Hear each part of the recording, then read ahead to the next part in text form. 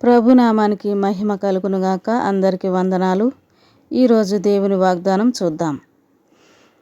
యెషయా 66వ అధ్యాయము 13వ వచనము. ఒకని తల్లి వానిని ఆదరించినట్లు నేను మిమ్మను ఆదరించేదను అని వాక్యం సెలవిస్తూ ఉన్నది. ఒకని తల్లి ఆదరించినట్లు అంటే దేవుని ప్రేమను తల్లితో పోల్చి మరీ చెప్తున్నాడు. ఒకని తల్లి వానిని ఆదరించినట్లు నేను మిమ్మల్ని ఆదరించేదను అని దేవుడు చెప్తున్నాడు. తల్లి ఎలా ఆదరిస్తుంది? తల్లి ఎప్పుడు తిన్నావా లేదా అని చూస్తుంది. ఎవరైనా తన పిల్లల్ని బాధ పెడితే చూసి తట్టుకోలేదు తల్లి. ఎలా అయినా ఉండని తల్లి తన కవిగిట్లోకి తీసుకొని దాచుకుంటుంది పిల్లల్ని. ఎలాంటి వారైనా సరే తన పిల్లల్ని తన కవిగిట్లోనికి తీసుకుంటుంది తల్లి. తల్లి ప్రేమ దేవుని ప్రేమ ఒకే విధంగా ఉంటుంది అని వాక్యం సెలవిస్తూ ఉన్నది.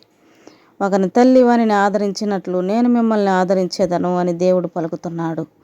ఏ స్థితిలో ఉన్నావో ఎలా ఉన్నావో అది ఎవరికి తెలియదు, కానీ దేవునికి ఖచ్చితంగా తెలుసు. నువ్వే బాధల గుండా వెళ్తున్నావో, నువ్వు ఏ స్థితిలో ఉన్నావో, నీకే శ్రమ ఉందో, నిన్నెవరైనా దూషిస్తున్నారేమో, నిన్నెవరైనా నిందిస్తున్నారేమో, నిన్ను చాలా తక్కువ చేసి మాట్లాడుతున్నారేమో, కానీ దేవుడు నిన్ను చూస్తున్నాడు. దేవుడు తల్లిలా ఆదరిస్తాను అని మాట్లాడిన తండ్రి ఆయన. దేవుని ప్రేమ మనకి ఎల్లప్పుడూ ఉంటుంది. దేవుడు మనల్ని ఆదరిస్తాడు. తల్లి ప్రేమతో పోల్చి చెప్పిన దేవుడు మనల్ని ఆదరించటానికి ఆయన సమర్థుడు. ఆయన మనల్ని ఎల్లప్పుడూ చూస్తూ ఉన్నాడు, మనల్ని కాపాడుతూ ఉన్నాడు, మనల్ని రక్షిస్తూ ఉన్నాడు. దేవుడు ఆయన ప్రేమ ఎంతో గొప్పది. ఆయన రెక్కల చాటున మనల్ని దాచి ఆయన కాపాడి మనల్ని ముందుకు నడిపించగల సమర్థుడు. ఈ లోకమంతా ఒకటైనా దేవుడు మాత్రం నిన్ను విడిచిపెట్టిపోడు.